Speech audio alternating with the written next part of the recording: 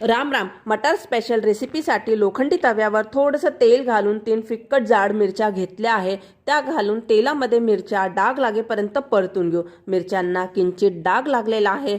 त्यात आपण घालूया 10 ते 12 लसणाच्या पाकळ्या. मिरच्यांसोबत व्यवस्थित परतून घेऊ. अर्धा मिनिटानंतर यात फ्रेश मटार घेतलेला आहे. मटार मी धुवून घेतलेला आहे. अर्धा मिनिट परतून झाकण ठेवून 5 मिनिटं वाफवून घेऊ. मटार चवीला किंचित तुरट असतात. असेच जर घातले तर पदार्थाला हवी तशी चव येत नाही. मटार तेलात परतल्यामुळे चव चांगली येते. तर झाकण ठेवून मटार वाफवून घेऊ. मध्ये मध्ये चाळ द्यावा. 5 मिनिटानंतर मटार पाहू. मटार हवे तसे शिजले आहे.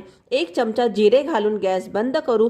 तवा तापलेला आहे. तितका शेक पुरेसा आहे. 1 मिनिट परतून घेऊ. सगळं साहित्य प्लेटमध्ये काढून गार करून घेऊ. मिक्सरच्या भांड्यात घेऊ व धुवून बारीक चिरलेली कोथिंबीर घालूया.